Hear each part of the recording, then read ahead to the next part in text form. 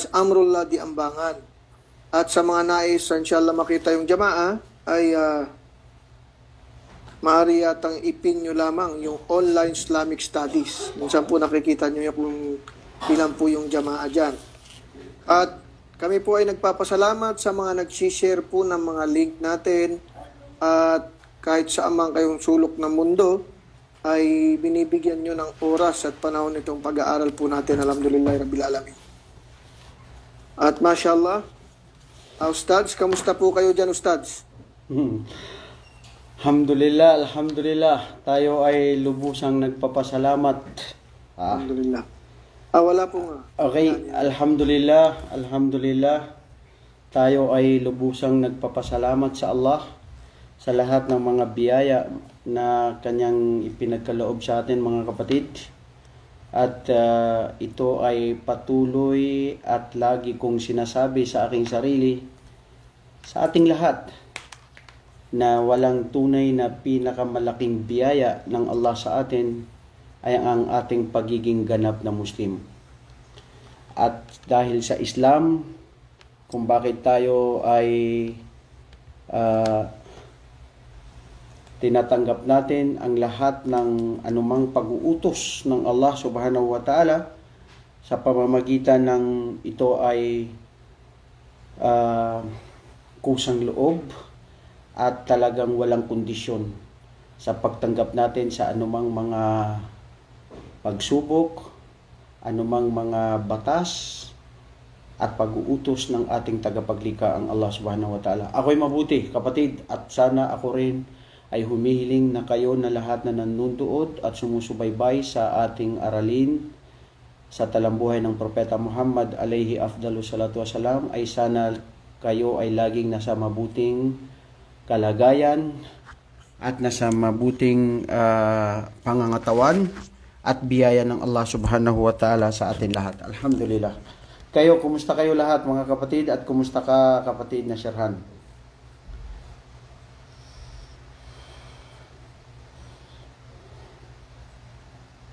Alhamdulillah, alhamdulillah. At yan naman talaga ang Muslim, kahit anong nangyayari sa kanyang buhay, lagi siya nagsasabi na ako ay nasa mabuti at alhamdulillah. Ang katagang salita na sabihin mo lang na alhamdulillah ay ito ay matimbang pa ito kaysa sa mundo at anuman ang napapaloob dito sa mundo. Bakit natin sasabihin yan mga kapatid? Dahil ang lahat ng dito sa mundo ay kawangis na ito ay maglalaho at hindi ito mananatili. Samantala ang pagsabi mo ng alhamdulillah, ang luwalhati at papuri at pasasalamat ay sa tunay na nag-iisang Diyos ang Allah at yun ay mananatili at makakamtan natin ang gantimpala sa araw ng paghukom sa buhay na walang hanggan. Alhamdulillah.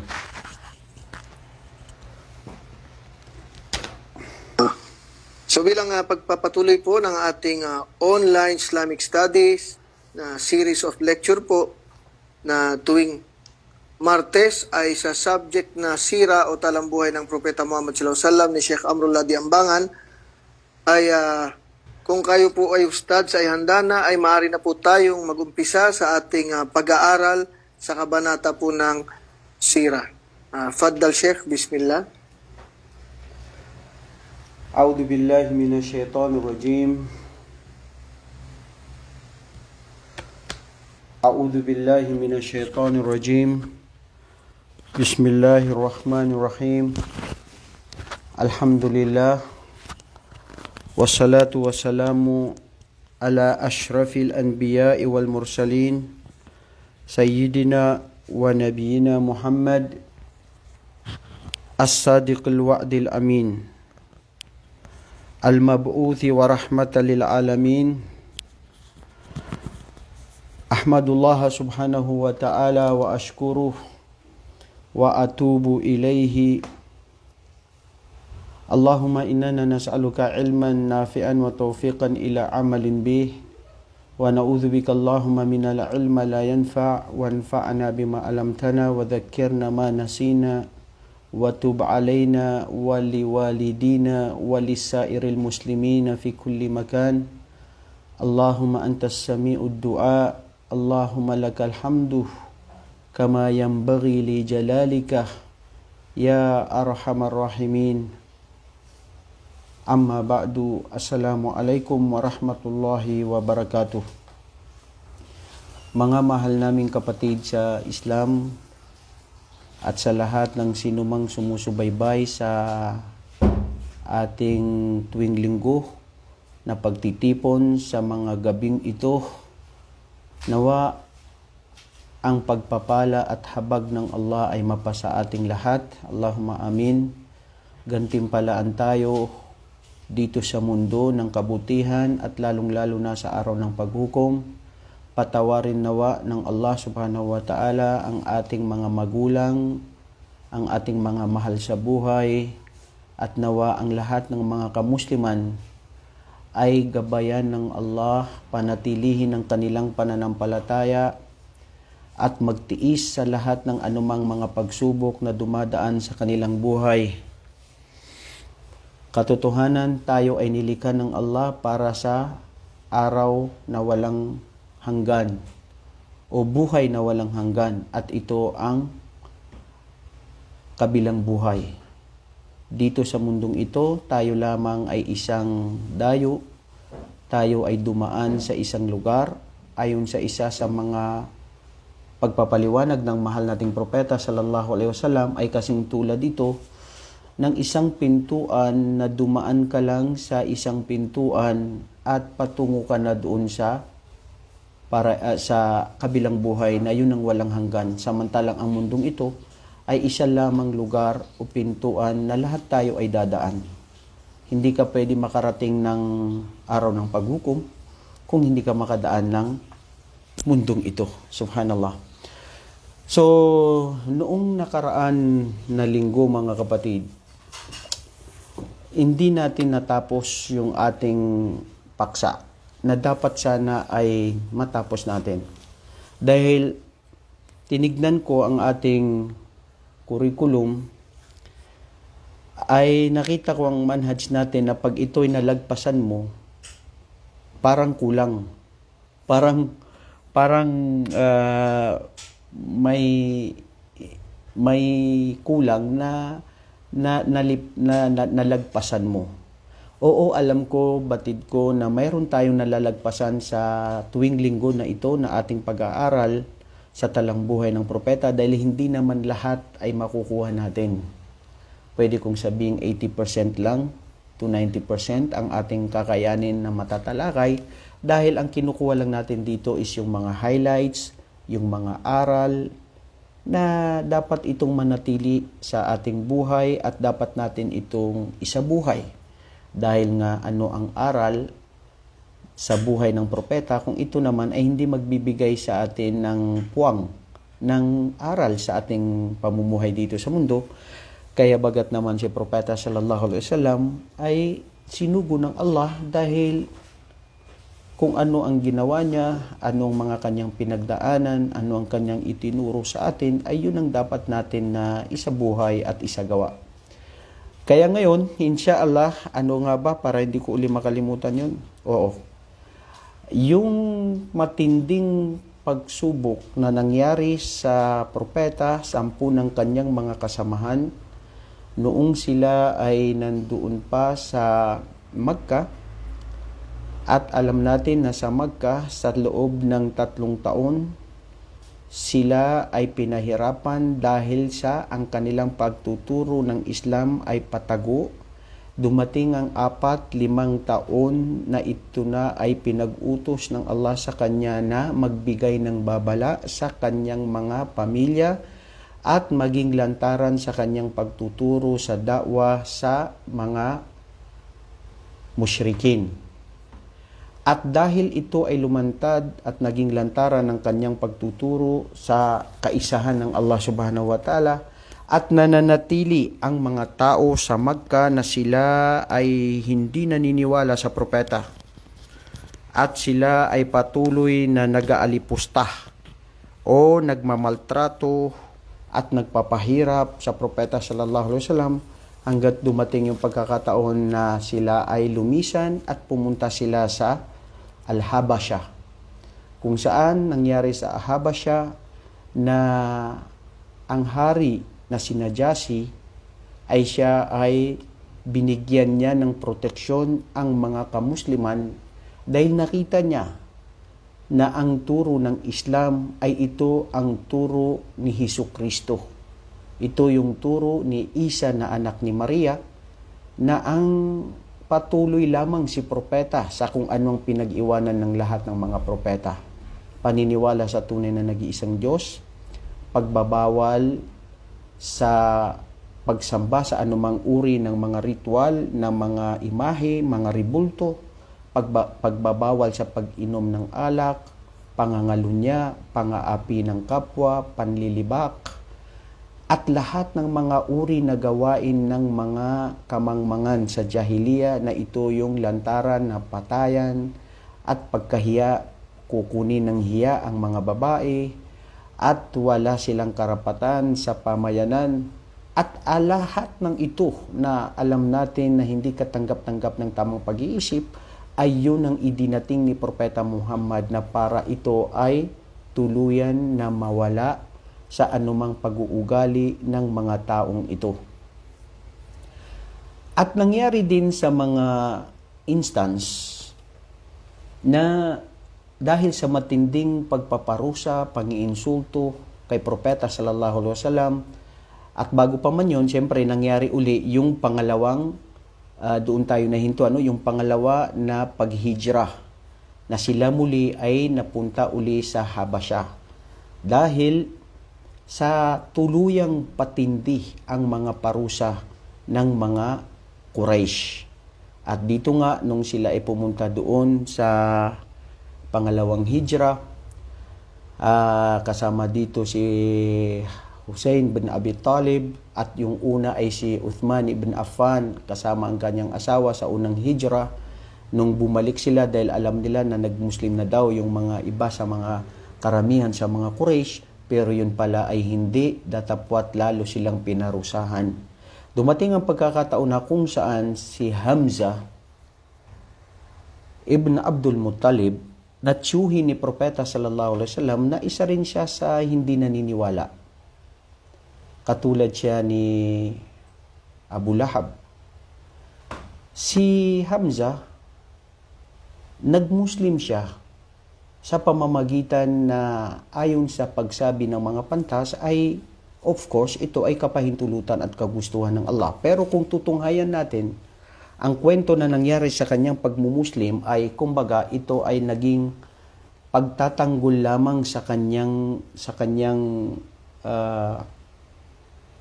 pamangkin dahil minura siya ni Abu Jahal at pinahirapan ito, at yun nga si Hamza ay siya ay ipinagtanggol niya. Sinabi niya, katotohanan, ikaw ay nagmamaliit o paparusahan o pinabuhatan mo ng kamay ang pamangkin ko, na samantalang ako ay aladinin, ako ay naniniwala doon sa kung ano ang kanyang pinaniniwalaan. Pero actually, hindi pa nag-Muslim si Hamza dahil kumbaga nadulas lang ang kanyang dila sa pagsabing yun, at tuluyan na nung ito ay nasabi niya ay nabalita sa sangkatauhan at ito na rin ay tunay na tinanggap niya. Ang aral dito mga kapatid, minsan bakit natin ito nasabi? Dahil may iba sa ating mga kapatiran na sila ay tumanggap ng Islam.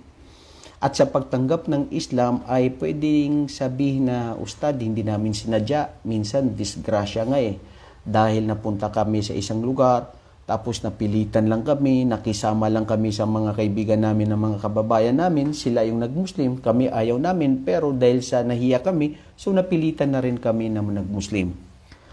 Ang punto rito mga kapatid, ang pagbabasihan talaga ay ang ating, ano yung huli na ating mga gawain. Sabi ni Propeta sallallahu alaihi wasallam, innamal a'malu bi khawatimiha. Katotohanan ang mga gawain, ang pagbabasihan dito ay kung ano yung panghuli na mangyayari sa buhay mo. Marahil sa una tinanggap mo ang Islam dahil yung iba dyan, tabi-tabi lang or pwede kong sabihin na with respect doon sa nag-Muslim na para sa Allah. Kasi may mga iba na nag-Muslim dahil may mga ibang hangarin sa mundo. Minsan dahil sa gusto nilang mag-asawa, ng madagdagan ng kanilang asawa, o di kaya nandirito sila sa Saudi Arabia o sa abroad, at dahil wala ang kanilang asawa rito, pamilya, at gusto nila magdagdag. So, kung sinong nakakaalam doon, we don't have the right to judge na yun ang nandoon sa puso nila. Pero sasabihin natin ito, kung sino man yung nandoon sa kanilang puso na ganito, ay dapat nilang linawin mabuti at baguhin. Dahil ang puso, mga kapatid, ay nagbabago ito. Marahil ang unang layunin mo ay ganun, pero unti-unti ay nalalaman mo na mali pala yun para ikaw ay magtungo sa kabutihan at tunay na maging busilak ang iyong puso at tanggapin ang Islam. So ang punto rito, mga kapatid, kung ang nangyayari nga, katulad ni Hamza, ikaw, kahit sino sa atin na nag-Muslim na ang kanyang layunin ay hindi para sa Allah, pero bandang huli, natutuklasan nila, nalalaman nila sa pamamagitan ng pag-aaral, pananaliksik, at pagiging tunay na busilak ng kanilang puso, hanggang sa bandang huli sila ay tuluyan na tunay na naging ganap ng mga Muslim. At hinihiling natin sa Allah, nas'alullah subhanahu wa ta'ala an yuthabbitana li hadad din wa an yaj'alana min ibadihi al-khalisina al-mukhlisin. Dahil ang tunay na tatanggapin lamang ng Allah sa araw ng paghukom ay yung sino alladhina ja'u bi qalbin salim. Kung sino yung may darating sa araw ng paghukom na ang kanilang mga puso ay tunay na mga busilak at dalisay. Ang busilak na puso, dalisay, ay ang ito ay hindi nagtambal sa Allah, hindi nagkaroon ng pag-aalinlangan, at lagi ito ay mukhlis. Ibig sabihin, lagi ito ay totoo na walang halo, walang pakitang tao, walang parinig sa tao. Datapwat gumagawa siya ng lahat ng mabuting gawain dahil ito ay para sa Allah. At yun ang dapat natin hangarin, na anuman ang gawin natin, mga kapatid, ay ito ay para sa Allah lamang. Yun na nga, nag-Muslim si Hamza, at sa pamamagitan nun, sa pagmumuslim niya, mga kapatid, nakita natin na si Hamza na isa siya sa mga nagtanggol sa Islam, nagtanggol kay Propeta Muhammad at sa mga kamusliman, dahil nabagsakan siya na siya yung talagang magiting at matapang na mandirigma sa Islam sa kanyang kapanahunan. Pero sa bandang huli, siya rin, si Hamza, ay napaslang siya sa Ghazwatu al-Uhud. At kung makikita natin sa Madina, at doon pa rin hanggang ngayon ang bakas ng kanilang pakikipaglaban laban sa mga Quraysh, hanggang siya ay napaslang doon, at doon na rin sila nailibing 10 ng kanyang mga kasamaan. At doon din nahirapan si Propeta Muhammad sallallahu alaihi wasallam patungkol sa Ghazwatul Uhud. Inshallah, kukunin natin yan doon sa mga darating pa nating mga paksa. Pangalawa ay ang pagmumuslim ni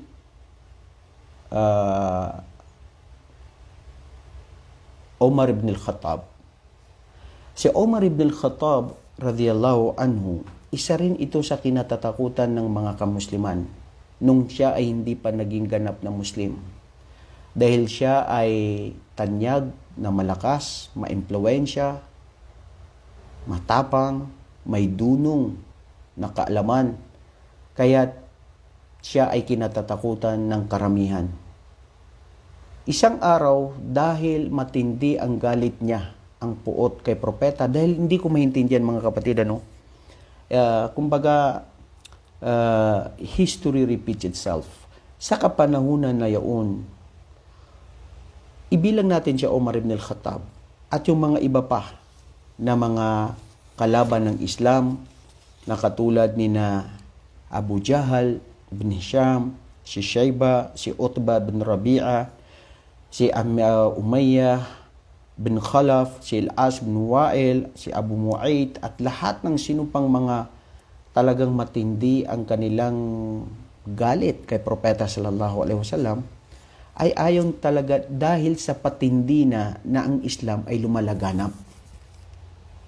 So kung tutunghayan natin ngayon, sa mundo ngayon, hindi natin may pagkaila Islam is one of the Islam is the only religion in the world that is the most fastest religion in the world. In fact, even in America, in Europe, kinatatakutan nila ito. Islam is the fastest growing religion in the world. Sa Amerika mismo, yan ang nangyayari. At kung bakit nagkakaroon din ng ang tao ay nagkakaroon sila na patuloy na sila ay nagkakaroon ng galit, selos, inggit, o pagkasuklam kay Propeta sallallahu alaihi wasallam ay dahil sa paglaganap ng Islam. Noon, yun ang nangyayari. At ngayon din, yun din ang nangyayari. Kaya, ito ay natural na talagang magaganap. At mangyayari at dapat ang mga Muslim ay maghanda. Maghanda sa pamamagitan ng maging sila ay matiisin, matyaga. Dahil kung tutunghayan natin mga kapatid, mas matindi ang pinagdaanan ng mga kamusliman sa kapanahunan ni Propeta sallallahu alaihi wasallam at ang mga Quraysh sa oras na yon. Oo, nakikita din natin na may mga kamusliman ngayon sa buong mundo katulad ng nangyari sa Myanmar, sa Burma, nangyari sa Palestine, nangyari sa kailan lang yung doon sa ibang mga akaliyatul Islamiyya kung tawagin, mga lugar na kung saan ang bilang ng mga Muslim ay kakaunti lamang. Kung tutunghayan natin pati sa Indonesia, makikita natin na ito ay 90 o 95% lahat ito population ng mga Muslim. Pero sa Aceh, sa lugar na kung saan nandun din ang mga lugar ng mga kamusliman, ay may mga lugar din doon na pinapahirapan ng mga Muslim. Ang punto rito is dahil tayo ay Muslim, pero hindi nangangahulugan na tayo ay hindi lalaban. May hangdanan ang sabar. Yun. Kailangan may leader, kailangan mayroon tayong amir, at kailangan may syurut, may kondisyon. Pero kung pupuntahan natin ang maximum tolerance, ay yun ang mas maganda sa atin. At yun ang dapat. Dahil ang Islam, dumating ito para maging payapa. Ang pamayanan, ang mundo. Ang Islam ay relihiyon na nagbibigay ng kapayapaan, kapinatagan, kabutihan, pagkakaisa, pag-uunawaan, pagmamahalan at respeto sa bawat isa ng sangkatauhan at hindi lamang sa mga kamusliman. Lahat ng lugar, okay, sa Lebanon, sa Iraq, mga kapatid, subhanallah, kung tutunghayan lang natin yung storya sa Iraq, sa noong mga nauna pa ang tawaging Mesopotamia, dahil kung baga dito nanggaling si Propeta Ibrahim at nanggaling dito ang mga karamihan ng mga pantas, si Bawe at itong mga tarikh, makikita natin ng hadara na itong sa Iraq ay mas matindi yung mga pangyayari. May isa na kapang namang nangyari doon na minsan ay sa yung isang libro o hindi isang libro, isang napakalaking library na sinunog at umitim lahat ang mga libro na naisulat ng mga kilala na tanyag ng mga dalubhasa at ito ay tinapon sa ilog ng Tigris at ito ay umitim talaga dahil sa pagsunog sa mga naisulat ng mga naiambag ng mga kamusliman at paano rin sila nahirapan. So, ang buhay natin mga kapatid, kung kukunin natin ang sabi ng Allah sa Quran, na laqad khalaqnal insana fi kabad. Katotohanan, nilikha namin ang tao na pahirap. Dadaan tayo sa hirap. At ang sino mang dumaan ng hirap, isipin natin may ginhawa sa bandang huli. At ang buhay dito sa mundo mga kapatid, lahat ito pagsubok, lahat ito pwede nating sabing pahirap. Pero sa mga kamusliman, tinatanggap ito na mula sa Allah at nagtitimpi at nagtitimpi dahil ang hangad natin ay araw ng paghukom, ang paraiso ng Allah subhanahu wa ta'ala na ibibigay sa mga taong tunay na nagtiis at naniwala sa kahisa ng Allah at tumalima sa lahat ng anumang pagturo ng Islam. So, yun nga, nangyari din kay Omar ibn al-Khattab, mga kapatid, dahil siya rin ay isa sa mga kalaban ng mga kamusliman at sa hindi rin inaasahan kung bakit siya ay tumanggap ng Islam, isang araw ay hinahanap niya si Muhammad dahil gusto niya paslangin. So, dahil siya gusto niya paslangin si Muhammad, alayhi afdalu salatu wasalam, nadaan siya at talagang musrian sa kanyang pagmamadali at nadaan siya kay ang lalaking ito na si Nuaym bin Abdullah al-Adawi at sinabi niya, "Mabi kaya Umar bin al-Khattab? Ano ba? Saan ka patungo?" Sabi niya, "Nasaan si Muhammad? Nasaan yung..." Dahil gusto niyang paslangin si Muhammad. Tapos si Nuaym parang kumbaga nagsabi sa kanya na, "Teka lang, gusto mo paslangin si Muhammad pero hindi mo muna titignan ang loob ng pamilya mo." Tapos sabi ni Omar ibn al-Khattab, parang may dala at may pilantik yung mga sinasabi mo, Nuaym. Ano bang gusto mong iparating at sabihin?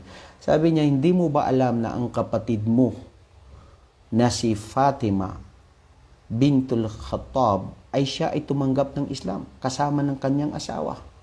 At lalong tumindi ang galit ni Omar ibn al-Khattab. Kaya nung puntahan niya at tinanap niya, instead na pumunta sa bahay ni Propeta sallallahu alaihi wasallam, ay pumunta nga siya doon sa bahay ng kanyang kapatid at narinig niya bago siya pumasok sa kanilang silid na binabasa nila ang isa sa mga una na talata sa Quran na ito yung Suratul Taha. Nung narinig ito ni Umar ibn al-Khattab at sinabi niya, "Ano yung narinig ko?" Sabi ng kanyang kapatid na si Fatima, sabi niya, "Wala." Sabi niya, "Hindi, nagsisinungaling kayo. Mayroon akong narinig, nakakaiba." At yun nga, sa isang riwaya na sabi ng kanyang bayaw na ito nga nagbabasa sila ng Quran at ito ay nagkasabwatan sila hanggat na pagbuhatan niya ng kamay ang mismo ang kanyang bayaw dahil gusto nga niya kunin ng Quran at ano yung binabasa nila. At si Fatima sa kanyang pagtatanggol sa kanyang asawa at siya ay gumitna sa kanila at noong ito ay nangyari, hindi nakapagpigil, si Omar ibn al-Khattab ay nasaktan niya mismo ang kanyang kapatid na si Fatima at nakita niya na nagkadugo ang kanyang muka dahil sa hampas ng kanyang sampal kay Fatima. At nung nangyari ito, nasaktan si Omar ibn al-Khattab dahil nakita niya ang kanyang kapatid dahil nasaktan din at ang kanyang bayaw. At sa pamamagitan nito ay nagsabi si Omar ibn al-Khattab, "Ano nga ba ang binabasa niyo? Pwede ko matignan. Ano ba itong Islam? Ano ba itong itinatago ninyo?" Si Fatima, subhanallah, sa tindi ng kanyang tapang na hindi natatakot katulad ng kanyang kapatid na si Omar ibn al-Khattab, sabi niya, wallahi, kailanman hindi ko ibibigay at hindi mo ito mahahawakan. Li'annaka anta najis, dahil ikaw ay marumi. Marumi kayo na hindi kayo mananampalataya at patuloy na nagtatambal sa Allah. Dahil ang kailangan at dapat lang humawak ng Quran o mga talata sa Quran ay kailangan ay siya ay tahir, malinis. Kung gusto mo, mag-ablution ka muna. Kung gusto mo, linisin mo ang sarili mo bago mo pa ito mahawakan. Subhanallah. Instead na matakot si Fatima para ipakita ang isa sa mga talata sa Quran sa Suratul Taha, pero ito ay hindi nangibabaw ang kanyang pagkatakot sa kanyang kapatid na si Omar ibn al-Khattab. Dahil ang nangyari dito, mga kapatid, patuloy na siya ay nangatwiran na hindi ikaw dapat na ito ay iyong mahawakan ang Quran na ito maliban sa ikaw ay magpalinis muna o ikaw ay mag-ablution. Kaya nung ito ay nahawakan ni Omar ibn al-Khattab, mga kapatid, subhanallah, at nabasa itong mga talata sa Quran na ito ay ang patungkol sa Allah subhanahu wa ta'ala, sa kanyang kahisaan, at sa kanyang pagka-Diyos na ito ay lubusan na antig si Omar ibn al-Khattab. Ang aral dito na makikita natin mga kapatid, si Omar ibn al-Khattab ay kahit sino sa atin, pwedeng magabayan ang sinong tunay na naisin ng Allah. Ang sinong tunay na may naghahanap ng katotohanan, ng mga hindi inaasahan. Subhanallah. At nakikita natin ito ngayon mga kapatid, dito sa ating mga videos, dito lang sa program natin sa FB. Alhamdulillah, dati-rati pumupunta kami sa mga Islamic, sa mga syarikat, sa mga bahay ng mga kababayan natin para ito ay ibahagi sa kanila ang Islam. Pero doon matindi ang mga pinagdadaanan namin dahil doon nakakaranas ka na sinasaraduan ka ng pinto, nakakarinig ka ng salita na hindi mo magugustuhan. Pero may idahilan pala na nangyari rin na isa sa mabuti bilang kami na nagtuturo sa Islam, na pwede kong masabi na isa sa kabutihan na naidulot ng pandemic na ito ay nagkaroon tayo ng matinding programa dito sa FB. At sa pamamagitan nito mga kapatid, sa ating mga videos, subhanallah, kusang loob na lumalapit ang kahit sino sa mga nakakarinig, nakakapanood, na minsan dumaan lang sa kanilang mga timeline. Hindi ko makalimutan nung isang araw, may isang kabataan na nasa murang edad, na 17 taon lamang siya, wala siyang interesado sa relihiyon, wala akong ganado sa relihiyon na yan. Pero subhanallah, ikinuwento niya sa akin na dumaan lang sa kanya ang isa sa ating mga videos patungkol sa Allah, kay Muhammad, sa aral ng Islam, ano yung si Muhammad sa kanyang pagkatao, at patungkol kay Hesukristo, si Isa ibn Maryam. Wallahi mga kapatid, naantig at hindi mapigilan na gustong-gusto na niya mag-Muslim. فَمَنْ يُرِدِ اللَّهُ أَنْ يَهْدِيَهُ يَشْرَحْ صَدْرَهُ لِلْإِسْلَامِ. Ang sinong naisin ng Allah na ito ay bigyan ng gabay, bubuksan sa kanyang puso't isipan ng Islam. At wallahi mga kapatid, kayo na nakikinig, kung ang Islam ay may sa puso, may sa buhay natin, kung tutunghayan natin ang hadith na propeta sallallahu alaihi wasallam para malasap natin ang tunay na liwanag ng pananampalataya at ang tamis ng pananampalataya, ayon nga sa hadith ng propeta, thalathathun man kunna fihi wajada halawatal iman, an yakuna Allah wa rasuluhu ahabbu ilayhi mimma siwahuma, wa an yuhibbal mar'a la yuhibbuhu illa lillah, wa an yakraha an yauda fil kufri kama yakraha an yuqdafa fin nar. Lahat tayong mananampalataya, naniniwala, pero minsan nagkakaiba-iba tayo ng stages ng ating pananampalataya. Pwede nating sabihin yung grado ng ating iman. Marahil ang isa sa inyo dyan, ang iman niya is 90%. Ako, pwede kong sabihin 80%. Yung iba 75, mayroon namang 95, 99 dahil sa siya ay binigyan ng gabay ng Allah, dahil sa kanyang pananaliksik, pagkikinig at pagmamahal sa lahat ng gusto ng Allah at gusto ng propeta sallallahu alaihi wasallam. Kaya doon niya malalasap ang tunay na tamis ng pananampalataya. Ang hadith na yun kung saan sinabi ng propeta, ang sino man sa inyo na magkaroon ng tatlong bagay na ito ay tunay na malalasap niya ang tunay na tamis ng pananampalataya. Wallahi mga kapatid, ang pananampalatayang ito sa Islam, kaisa ng Allah, pag ito ay nasa puso natin, nasa buhay natin, walang anong pahirap na dumadaan dito sa buhay mo. Maski anumang mga pighati at hirap na dumadaan sa buhay mo, pero dahil mahal mo ang Allah, naniniwala ka sa Kanya, ipinapaubaya mo sa Kanya ang lahat.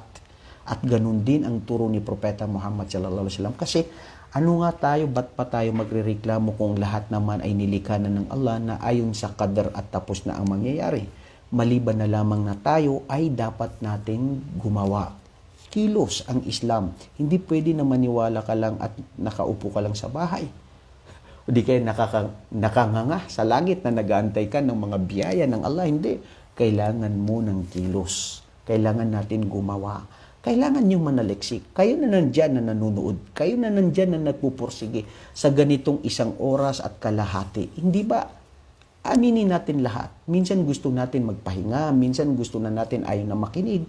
Pero kung ito'y tinitiis natin, fasbir li hukmillah. Wasbir inna sabruka illa Allah. O Muhammad, kayo na mga mananampalataya, magtiis, magtimpi kayo sa anumang mga pag-uutos ng Allah, sa anumang mga paggawa ng kabutihan. Dahil ang pagtitimping ito, mga kapatid, ang ajr nito, ang gantimpala nito, walang katumbas at hindi natin alam na kung saan ang laki ng tumbas ng mga pagtitimpi natin sa paggawa ng kabutihan. Yung hadith na yun, balikan natin, ayon sa sinabi ng propeta sallallahu alaihi wasallam, magkakaroon siya ng tunay na pananampalataya at tamis ng pananampalataya.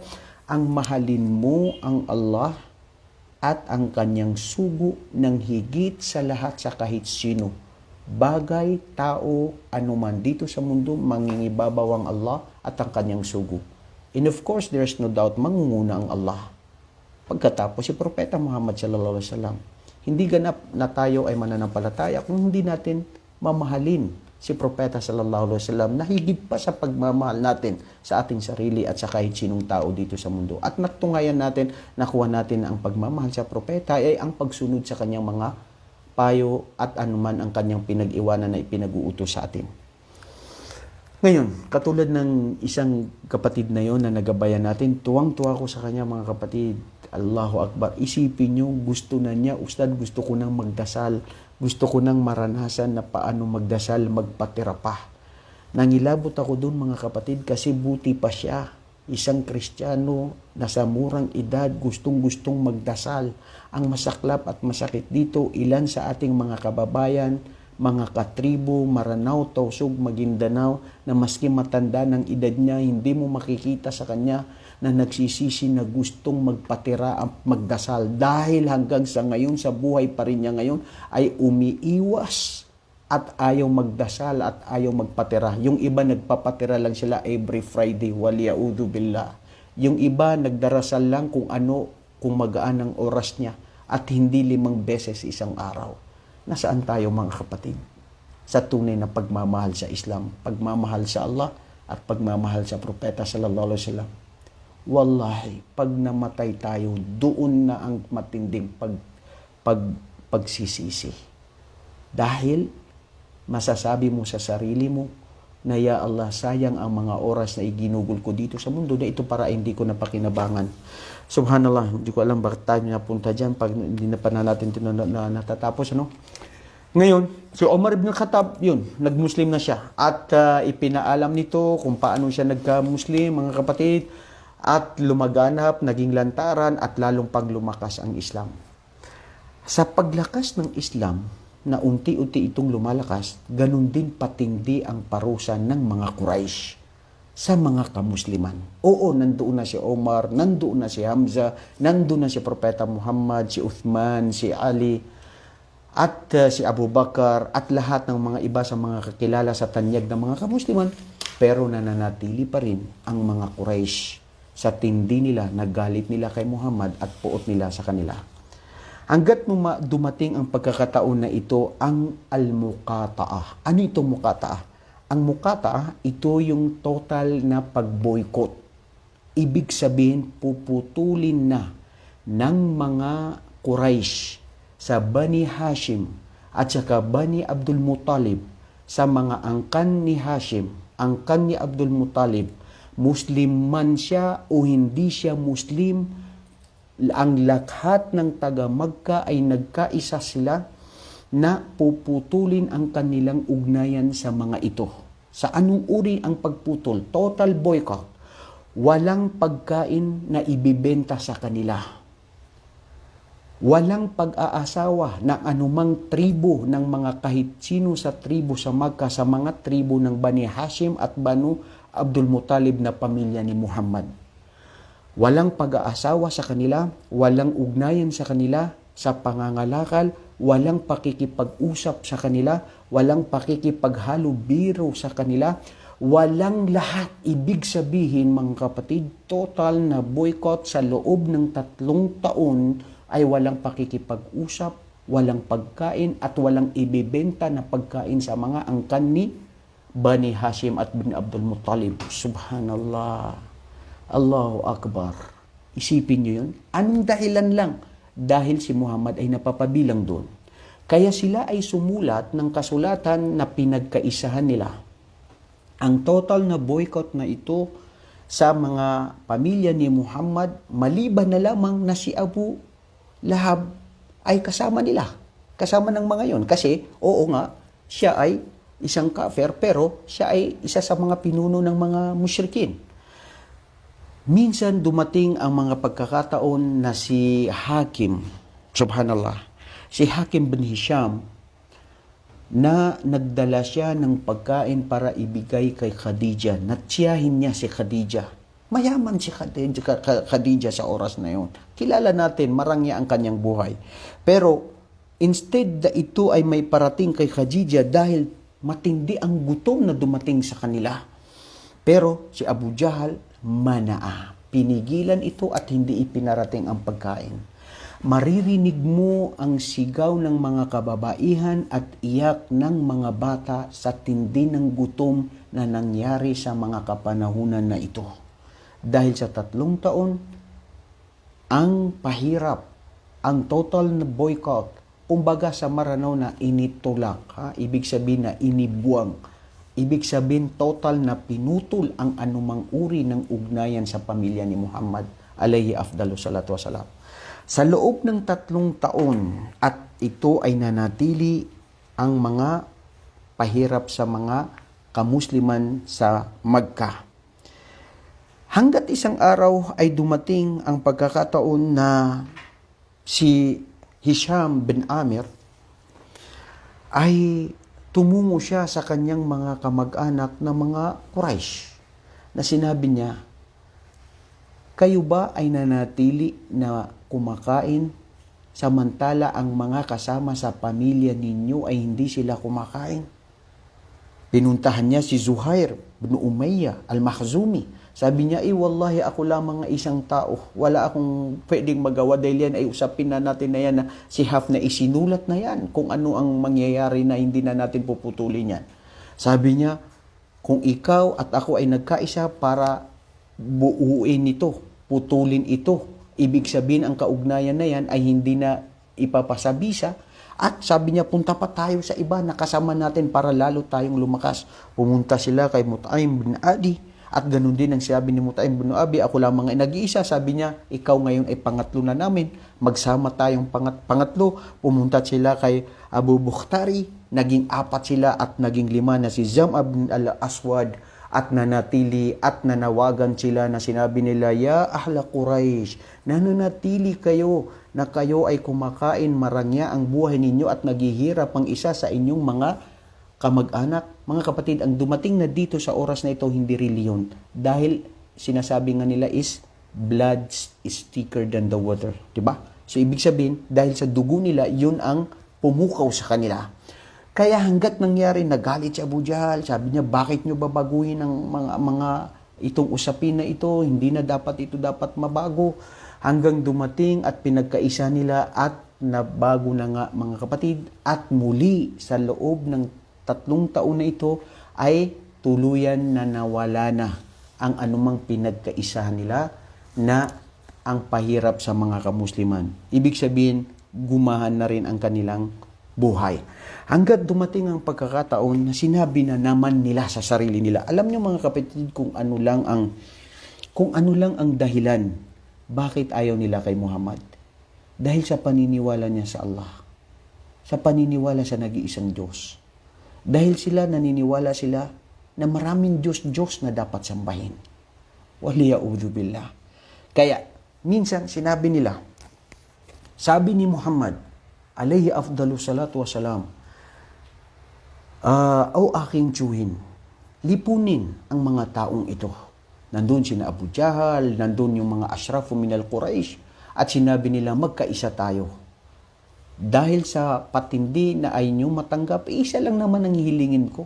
na pag ito ay sinabi ninyo, wala na tayong problema. Patuloy na mapayapa ang ating pamumuhay, ang ating pagkakaisa, walang sapilitan sa anuman. Sabi nila, ano yun? Sabi ni Muhammad sallallahu alaihi wasallam, sabihin nyo lang ang la ilaha illallah. Allahu Akbar. Nung manilig nila ang sabihin na la ilaha illallah, lahat sila ay nagkamunghi at tumalikod at hindi tumanggap. Kaya sinabi nila sa sarili nila na ito ang sinabi ng Allah sa Quran. Aja'al al-alihata ilahan wahida? Inna hada la shay'un ujab. وَانْطَلِقِ الْمَلَأُ مِنْهُمْ أَنْ أَمْشُوا وَاصْبِرُوا عَلَى آلِهَتِكُمْ إِنَّ هَذَا لَشَيْءٌ يُرَادُ. وَلِيَعُوذُ بِاللَّهِ sa Suratul Sad, ito mga kapatid, sinabi ng mga Quraysh na ito, tignan nyo, o kayo ng ating mga kamag-anak, gagawin ni Muhammad ang ating mga Diyos-Diyosan na maraming Diyos-Diyosan na gagawin lang niyang isa. Ha? Gagawin niyang isa ang ating Diyos. Aja'ala alihatan ilahan wahida, gagawin lang niya na ang ating mga Diyos-Diyosan ay gagawin niya sa isang Diyos lamang na ang sinasabi niya, ito ang Allah subhanahu wa ta'ala. Katotohanan, ito ay kamangha-mangha at hindi katanggap-tanggap sa atin na gagawin niyang Diyos ang nag-iisa na siya ang Allah, samantalang maraming Diyos na ating pinaniniwalaan. Kaya kayo ay maghiwa-hiwalay at lumisan sa Kanya at magtimpi dahil katotohanan, ito ay hindi katanggap-tanggap na gawin natin ng isang Diyos na iisa lamang. Kaya kanilang kinausap muli si Abu Talib. Matindi na ang nangyayari. Bakit hindi natin ayusin, arigluhin? Kasi hindi tayo magkakasundo eh. Pakisabi yan sa pamangkin mo, ano ba ang gusto niya? Ang amin lang naman ay iwasan niya ang pagtuturo sa amin ng Islam. O di kaya wag lantaran at wag lumaganap.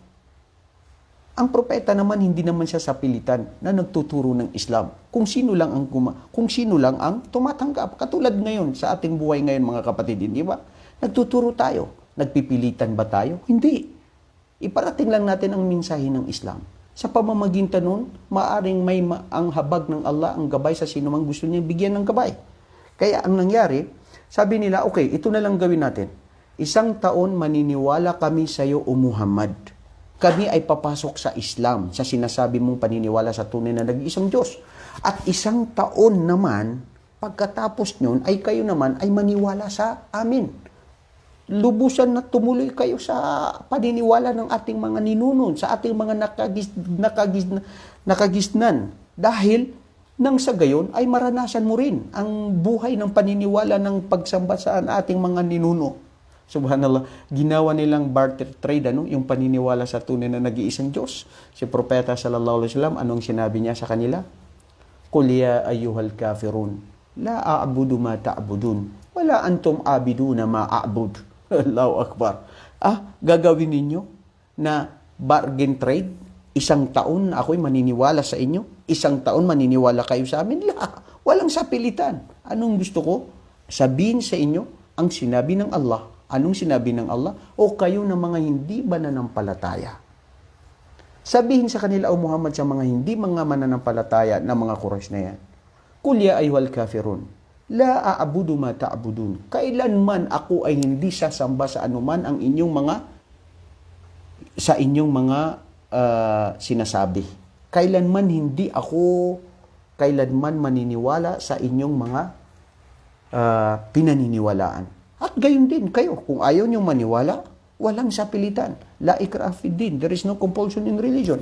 Hanggat dumating na nga mga kapatid, sa matindi na dumating sa kanila, ang ito na sila ay hindi nila matanggap ang turo ni Propeta sallallahu alaihi wasallam, hanggat dumaan sa pagkakataon na nanatili ang kanilang ugnayan, na nandoon pa rin yung pangamba, nandoon pa rin yung kanilang takot dahil sa patindi ng pagdami ng Islam. Pero sa mga patindi na rin ito ng pangyayari ay mayroon ding mga nangyayari na si Propeta sallallahu alaihi wasallam ay siya ay lubusan na nagkaroon siya sa kanyang sarili ng pigati at lungkot sa kanyang buhay. Sa pamamagitan ng nangyari sa kanyang mga kapatid, ay sinubukan din siya dahil nagkasakit na ang kanyang tiyuhin na si Abu Talib.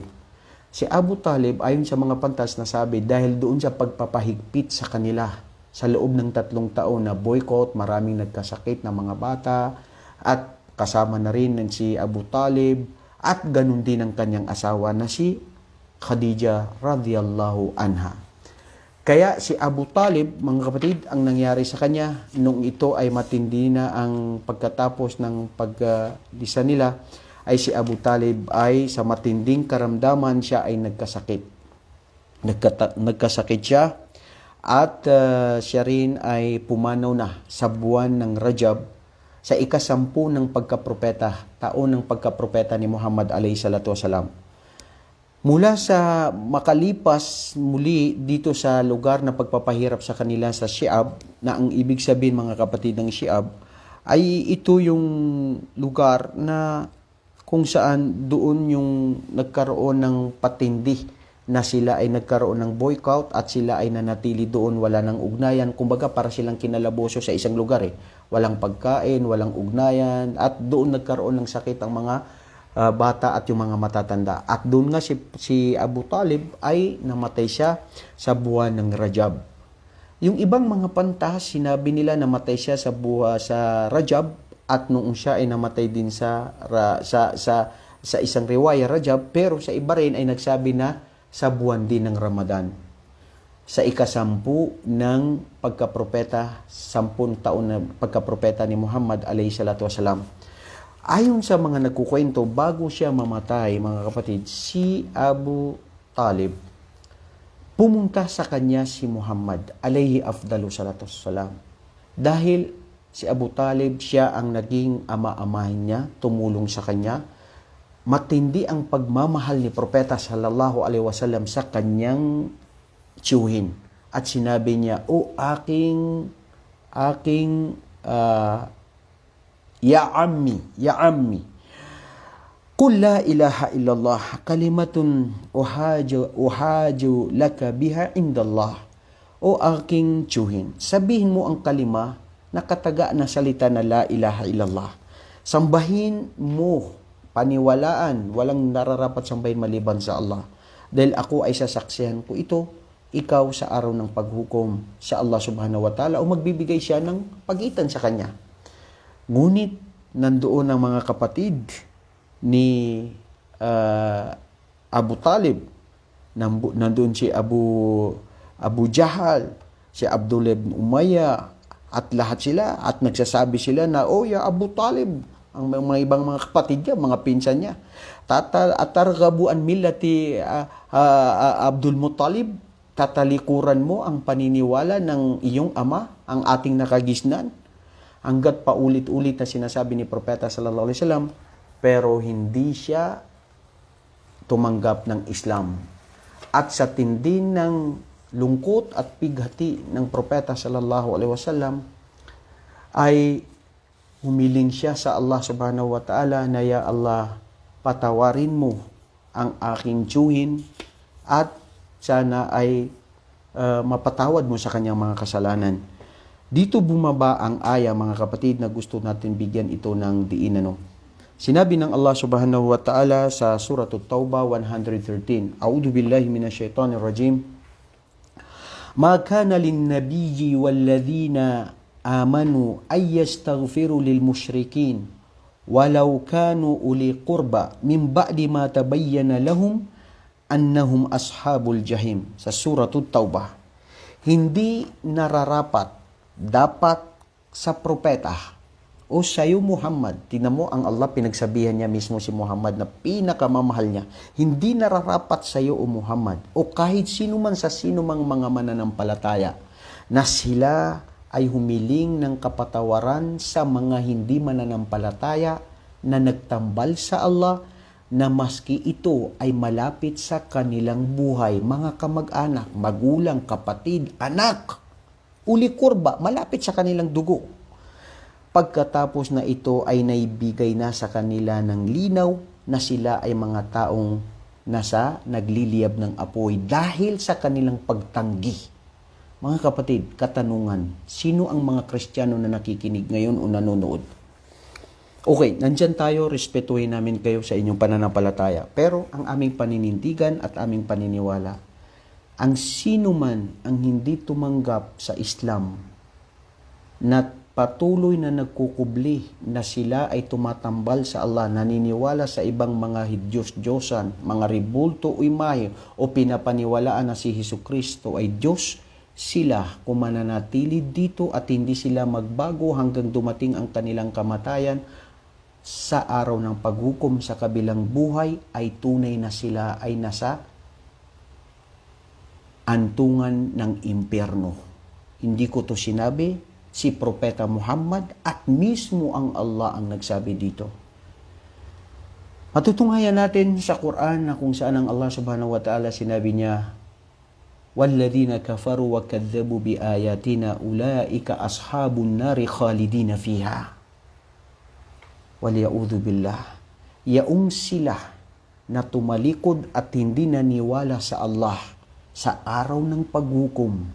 Sabi ng Allah, ulaika ashabun nar. Sila na tumalikod, hindi naniwala sa Allah. Ngayon, dumating na sa inyo ang Islam. Dumating na sa inyo sino si Propeta Muhammad. Hanggat dumarating na ngayon ang mga maling paratang, ang kasinungalingan patungkol sa kanya, marahil dito, magising kayo, mapukaw ninyo ang sarili ninyo. Sino nga ba itong si Muhammad? Totoo ba na siya ay impostor o siya ay propeta? Sa pamamagitan nito, saliksikin nyo, alamin ninyo nang sa gayon maaari na kayo ay sa halip maaring kayo ay bigyan ng Allah ng gabay ang sinumang naghahanap ng tunay na katahimikan at katotohanan sa relihiyong Islam.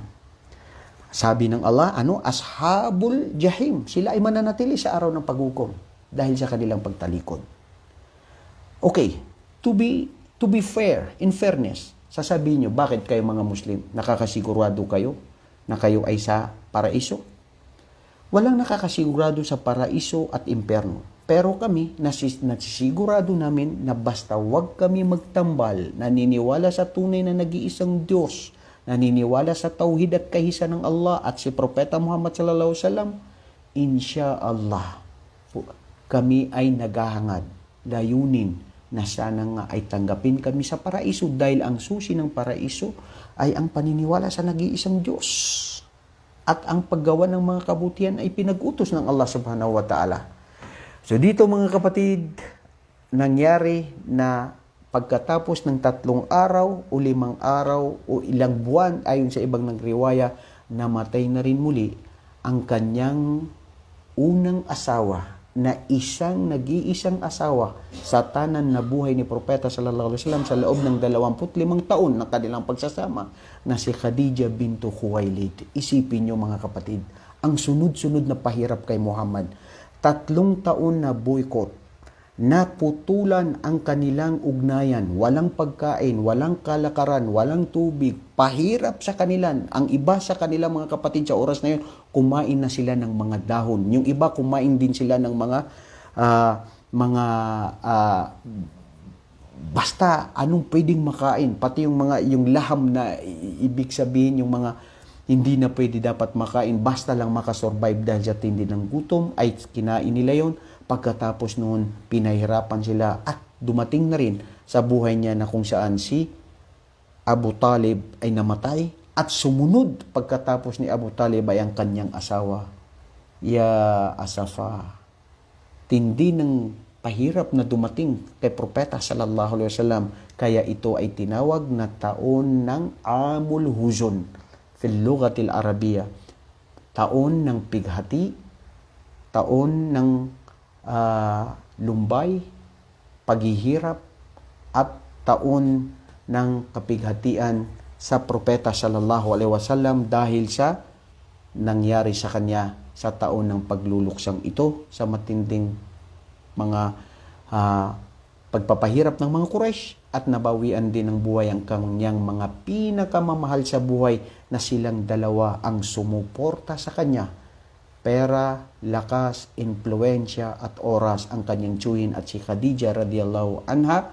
At pagkatapos, inshallah mga kapatid, itutuloy natin sa susunod na ating mga pagtitipon, inshallah sa susunod na Tuesday. Biidhnillahi ta'ala, ano ang susunod? Ang patungkol dito sa patuloy na pagdadakwa ng mahal nating propeta Muhammad alayhi afdalus salatu wasalam.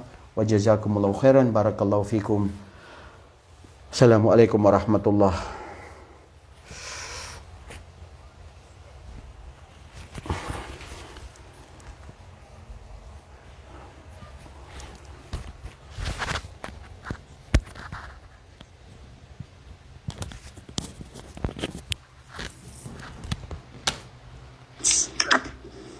Sa patungkol sa mga nangyari sa buhay So ni nasa propeta. question and answer na po tayo ngayon. Sa mga silang may mga katanungan po ay maaari lamang mag-type, mag-chat sa ating in-call message, in-call messages, or magsabi lamang na nais magbukas ng mic. Mashallah, Ustads. Meron na pong katanungan, Ustads, na pumasok dito. Ibabasahin ko lang po, Ustads. Galing kay kapatid, sister. Assalamualaikum warahmatullahi wabarakatuh, Sheikh.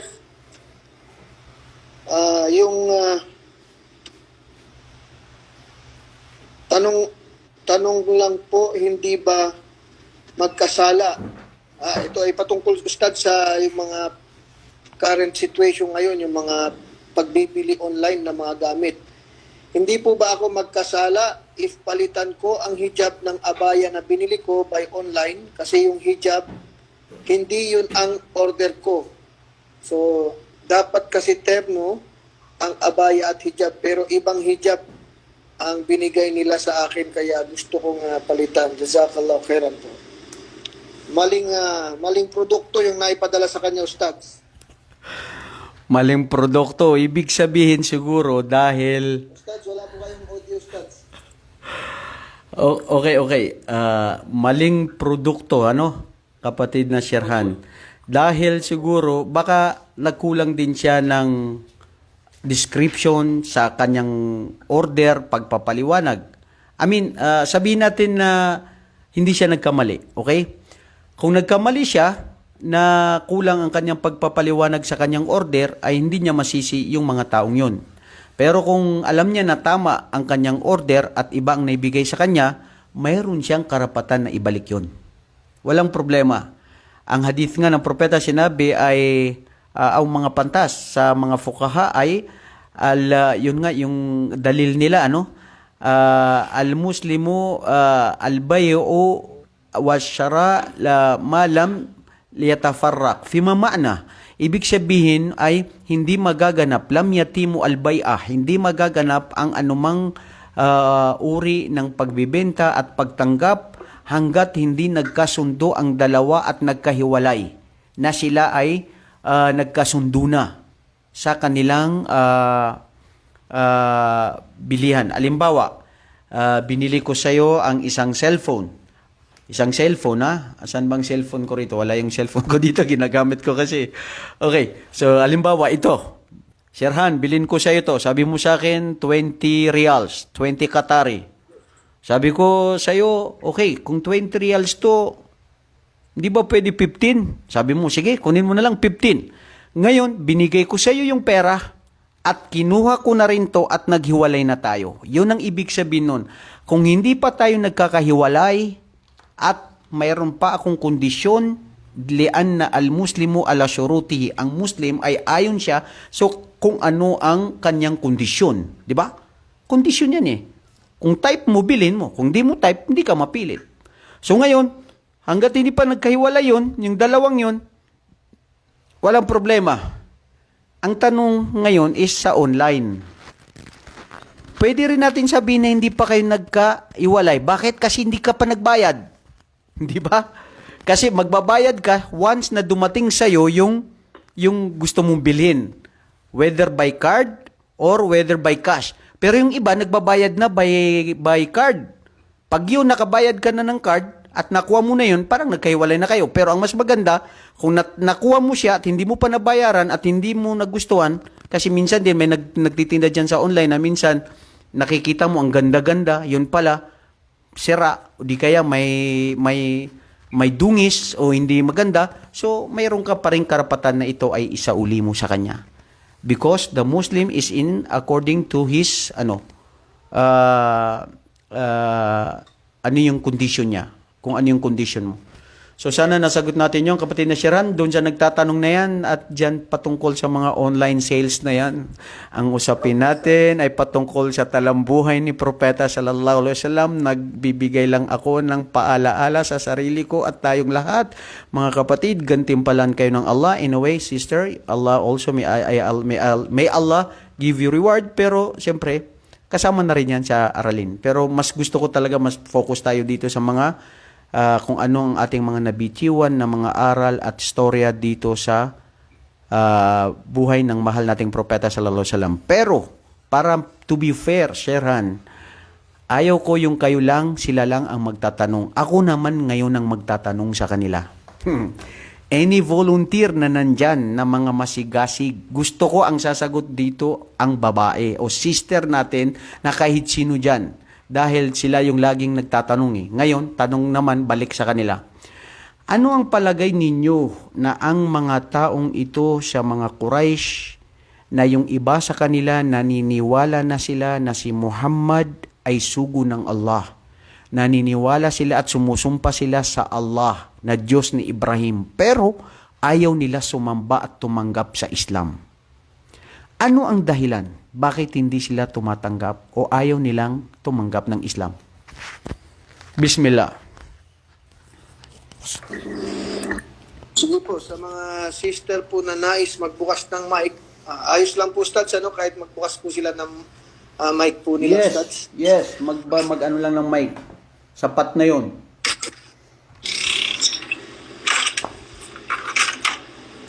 Sa mga nais pong sumagot dun sa katanungan ni Stads, ay o mag-participate, ay mashallah, welcome na welcome po kayo mga sister. At kami po ay maraming matututunan sa inyong mga sharing. Oo, correct. Sharing tayo eh. Maaari tayong magkaroon ng dagdag kaalaman mula sa kanila. Hindi ba? Bakit ayaw tumanggap ng mga taong yun sa Islam? Bakit ayaw tumanggap ng mga Quraysh? Ustads, Oo. Ngayon ay kilalang-kilala nila ang Prophet Muhammad sallallahu alaihi wasallam na isa sa mga pinakamatuwid na kumbaga tanyag sa kanilang lugar.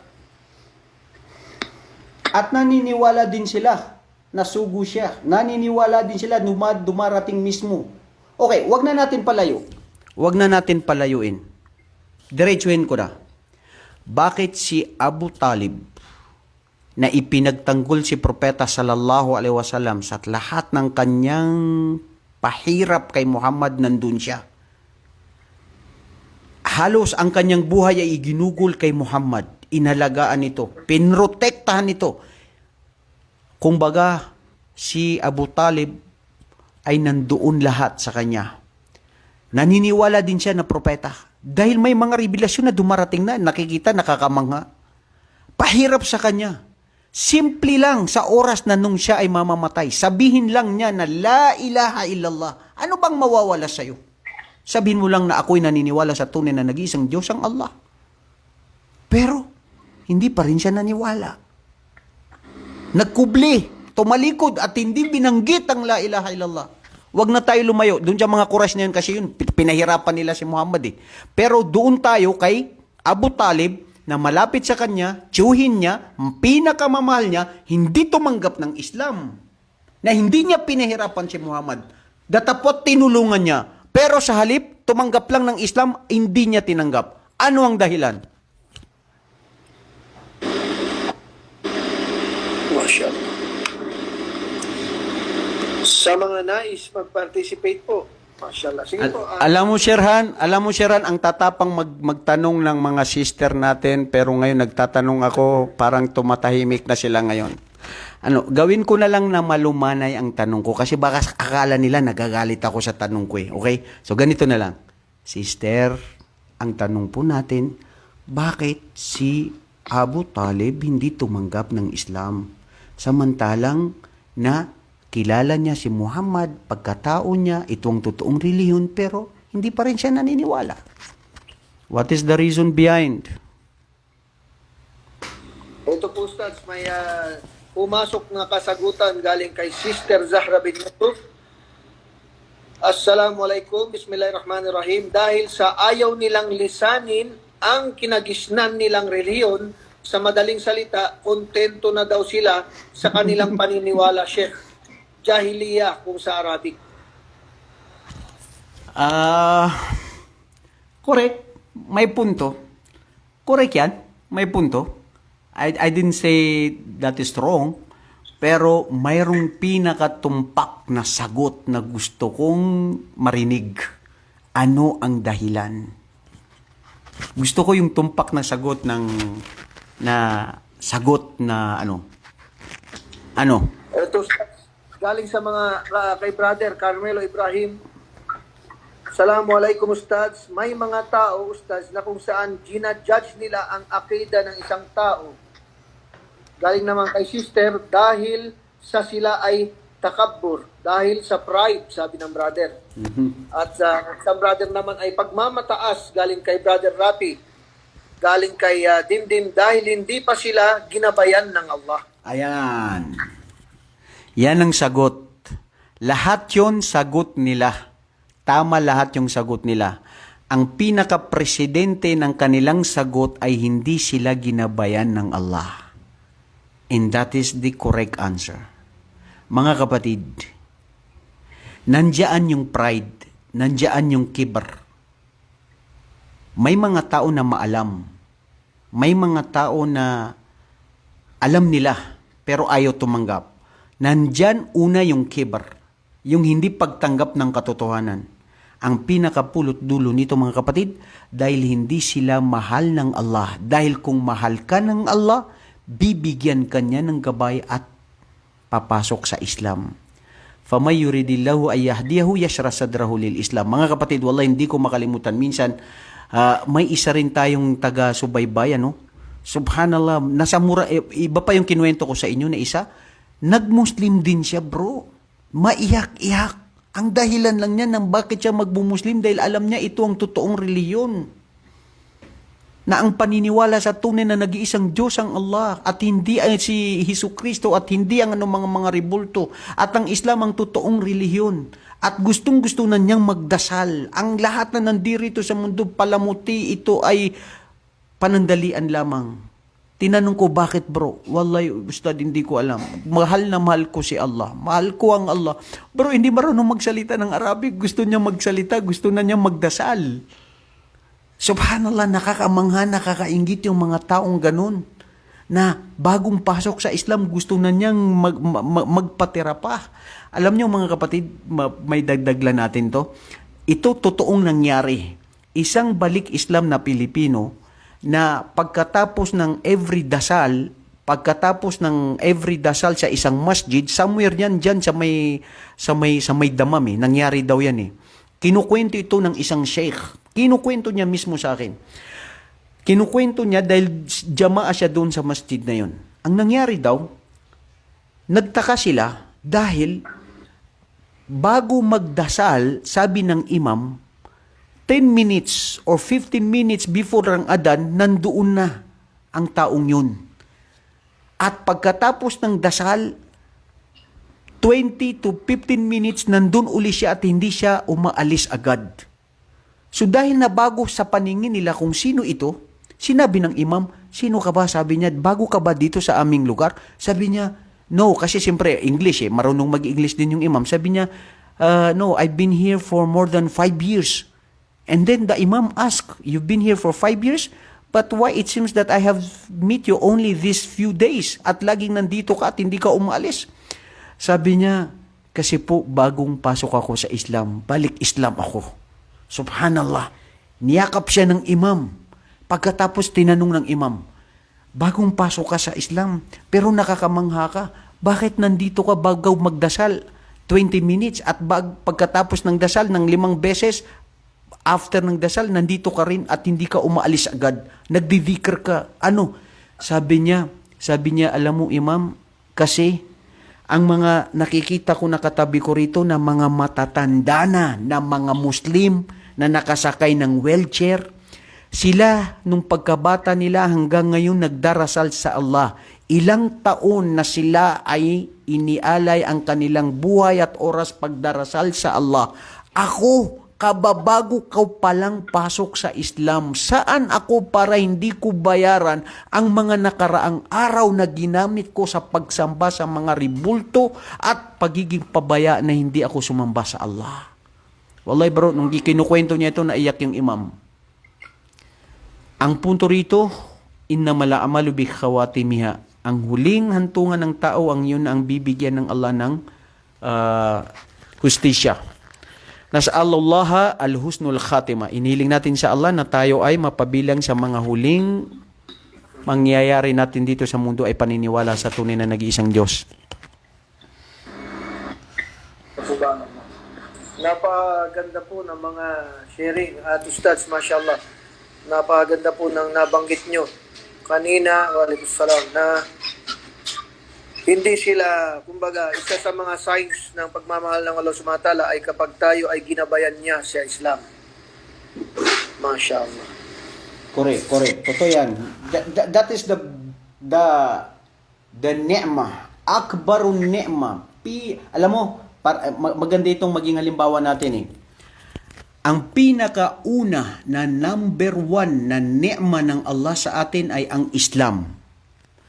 Pagkatapos nung dagdagan mo ng 0, magiging 10. Dagdagan mo ng 0, 100. Dagdagan mo ng 0, 1,000. Dagdagan mo ng 0 hanggang 10,000, 100,000, magbi-million, ilang 0 may dagdagdag. Anong punto doon? Ibig sabihin, ang Muslim, ang kanyang kayamanan ay para sa Allah. Ang Muslim, ang kanyang oras ay para sa Allah. Ang Muslim, ang kanyang pakikitungo ng mabuti sa kanyang asawa, mga anak, kamag-anak, pamilya, pagtuturo, lahat ng gawain na ito ay para sa Allah, kaya laging nadadagdagan. Pero kung mawala ang isa, ano yung isa? Yung foundation ng Islam, 0. 0 plus 0, anything that is plus to 0, lalabas siya na 0. Ano man ang gawin mo. Ibig sabihin nun, kung hindi ka Muslim, walang saysay ang buhay mo dito, sirhan sa mundo. Kapatid na sirhan. Lahat tayo. Wala. Mafi. Sifr. Yun ang muflis. Kasi, wala rin. Hindi ka tumalima sa tunay. Akalain nyo ba, wala tayong paglilitis sa araw ng paghukom? Afasibtum anna makhalaknakum abatha, tumailay na laturjawn. Ang akala nyo, wala kayong paglilitis at sa araw ng paghukom, hindi kayo husgahan. Katotohanan, huhusgahan at lilitisin ng bawat isa sa atin. Mashallah. Ustads, ito ay time check. Nasa 10:26 na po tayo at mayroon pang katanungan dito mula kay Carmelo Ibrahim. Tanong ko ito, Ustads. Assalamualaikum, Ustads. May mga tao, Ustads, na kung saan ginajudge nila ang akida ng isang tao. Nakakalungkot kasi maalam pa naman sila. Bakit kaya nila, Ustads, nasasabi, Ustads, na mali ang akida ng isang tao samantalang di naman natin nakikita ang puso? Okay. Mashallah, matinding tanong yan, ano? Kasi una, ano yan eh, kumbaga parang nakikita ko, yan yata ngayon yung mga nagva-viral ngayon, ano? Yung mga inuhusgahan natin yung akida ng tao. At sino nga ba tayo para para humusga? Ang araw ng paghukom, ang Allah ang maglilitis. Okay, ito ang punto. Hindi tayo humuhusga o sila ay hindi humusga at wala tayong karapatan humusga. Pero nakikita natin ang pangitain ng mga ano yung tamang akida. Ang punto sa akida na ito at ito yung doktrina at dito nakasalalay ang totoong kaligtasan natin sa tamang pananaw at paniniwala natin sa tunay na nag-iisang Diyos, ang Allah subhanahu wa ta'ala. Okay. May kasabihan na al-hukmu ala shay'in far'un ala tasawwuri. Ang pag-judge mo sa isang bagay ay ito ay nakikita kung ano yung kanyang lantaran na nagagawa. Okay. Nakakapag-judge sila dahil sa mga akida ng iba ay sablay. Paano mo masasabi na sablay? Okay. Hindi ko to sasabihin dahil ako ay manghuhusga. Okay? Ang sasabihin ko ay kung ano talaga yung ano yung dapat at ano yung tama.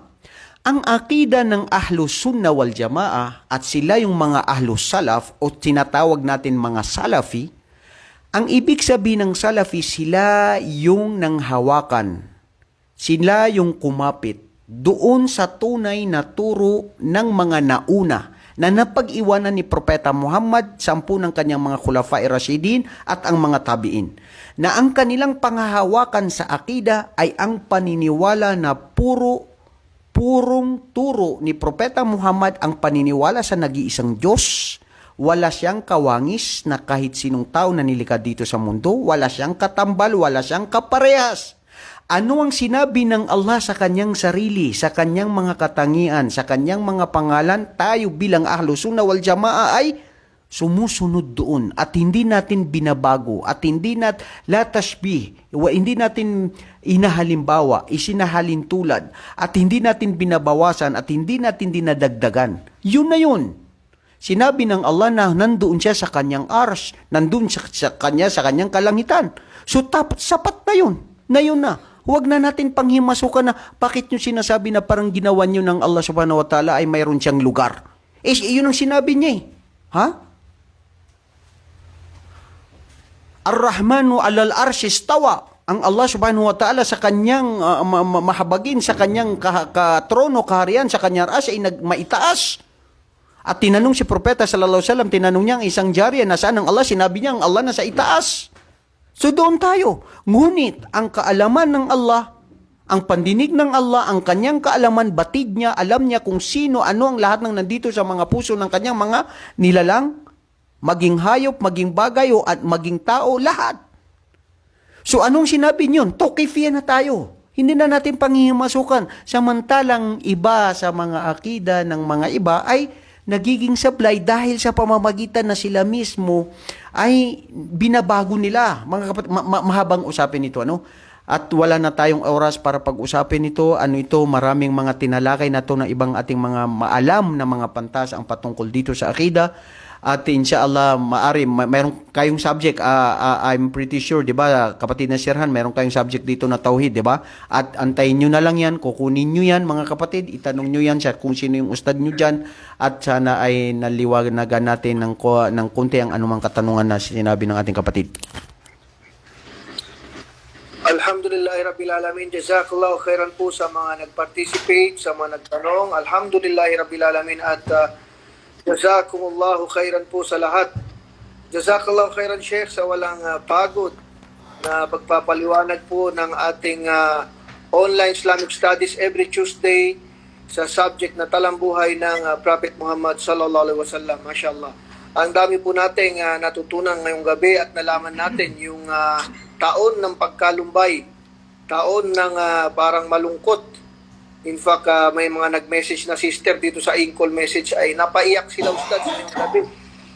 At tulad ng sinasabi ni Ustads, mainam na ito ay malaman natin pero pinakamainam ay isa buhay natin ang mga katuruan na nakukuha natin dito sa ating online studies. Napakaganda po ng Islam at lalong mas maganda ito pag ating sinabuhay. Ang nakakainggit yung mga kinukwento ni Ustads, yung mga dedication ng mga bagong yakap na Muslim na kung saan ay mashallah, they are well motivated at hanggang sa ating huling hininga naway ganun ang ating estado. At importante po yung mga kaalaman na ganito upang hindi lang tama ang ating Islam pagkos matuwid ang ating kaalaman. At inshallah, nagpapasalamat tayo sa Allah subhanahu wa ta'ala na binibigyan tayo ng pagkakataon na magkaroon ng ganito. At inshallah, ay i-share nyo lamang ang ating link, konting announcement po sa ating online Islamic Studies na series of lectures na schedule.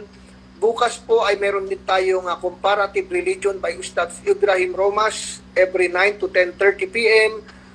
Middle East time, at Friday po nasa 4 p.m. to 5 p.m. Middle East time ni Ustads Umar Igia. So mashallah Ustads, bilang closing message po sa ating online studies, Bismillah Ustads. Bilang Pangulo, mga kapatid, inihiling natin sa Allah, lagi tayong magdua sa Allah na pahabain ang buhay natin sa paggawa ng kabutihan Habang nabubuhay, gamitin pa ang oras, ang lakas sa paggawa ng kabutihan dahil samantalahin ang lahat. At patawarin nawa tayo ng Allah sa ating mga pagkakasala. Maraming salamat sa inyong patuloy na pag-aaral sa online na ito. Alam natin 1 hour 30 minutes, mahaba ito sa atin. Pero mga kapatid, isa ito sa mga hindi mabili na ginto at pilak sa ating mga oras. At kayo rin sa ating mga taga-subaybay sa ating page, may Allah subhanahu wa ta'ala give you reward and forgive us our sins and our parents and all our loved ones. Allahumma amin. Barakallahu fikum wa jazakumullahu khaira. Amin.